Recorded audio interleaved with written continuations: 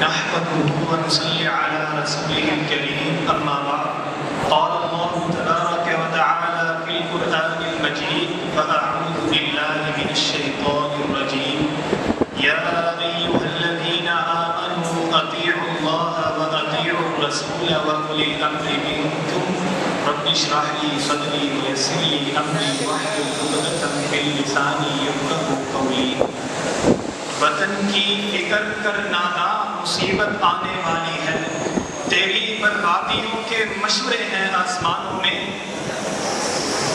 نہ سمجھو گے تو مٹ جاؤ گے اے نادانوں، تمہاری داستان تک بھی نہ ہوگی داستانوں میں۔ میرے محترم مکرم اساتذہ کرام، منصفین عالی مقام اور میرے پیارے بھائیوں، اسلام محض انفرادی عبادت کا نام نہیں بلکہ ایک کامل ضابطۂ حیات اور امن و سلامتی کا عالمگیر منشور ہے، جس کی تمام تر تشریعات کا بنیادی محور انسانیت کے دین، جان، مال، عقل اور آبرو کا تحفظ ہے۔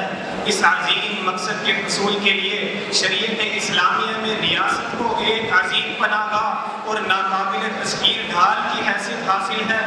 ریاست محض کچھ جغرافیائی حدود کا نام نہیں بلکہ ایک پوری قوم کے بقا، نظام عدل اور ملی وجود کی علامت ہوتی ہے۔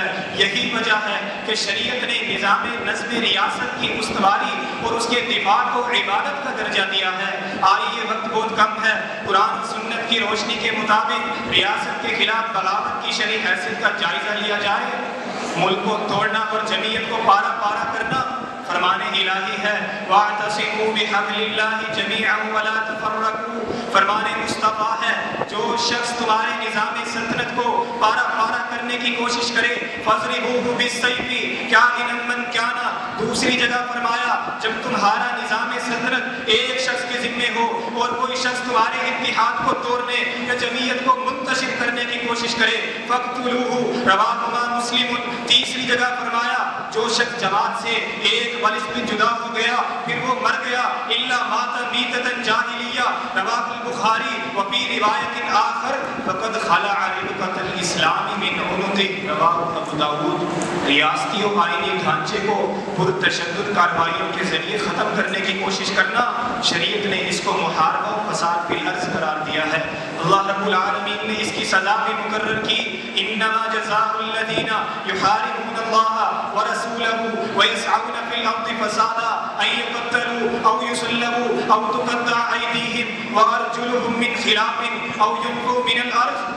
عہد و آئین توڑنے والے کے متعلق فرمایا، لکل غادر لواء یوم القیامہ یرفع له بقدر غدرہ، وفی روایت آخر عند دستہ یوم القیامہ، رواہما مسلم۔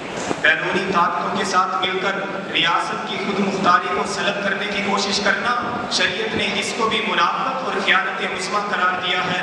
میرے بھائیو، دشمن کو رازدارانہ خط بھیجنے پر صحابی رسول حاتب بن ابی بلتہ رضی اللہ تعالیٰ عنہ کا واقعہ یاد کرو۔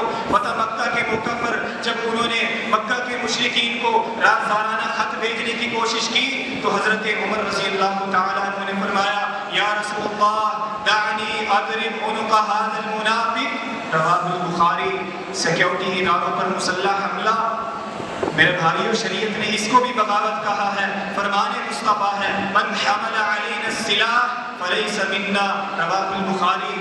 حاکم کے خلاف بغاوت، میرے بھائیو، پیارے پیغمبر نے فرمایا، اگر منقع کے سر والا حبشی بھی تمہارا حاکم بنا دیا جائے، اسمعوا واطیعوا، تم نے اس کی بھی بات سن کر کے ماننی ہے۔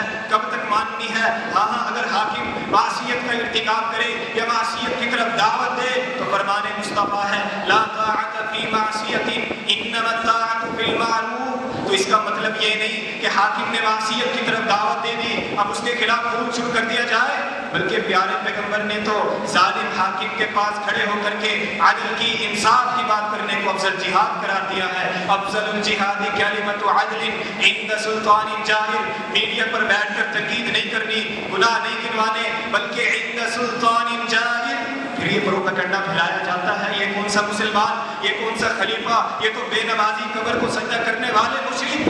نہیں میرے بھائیوں، پیارے پیغمبر نے فرمایا، الا ان تروا فیہم کفرا بواحا، تم تب تک حاکم کے خلاف خروج نہیں کر سکتے جب تک تم ان میں کفر بواح، اعلانیہ کفر نہ دیکھ لو۔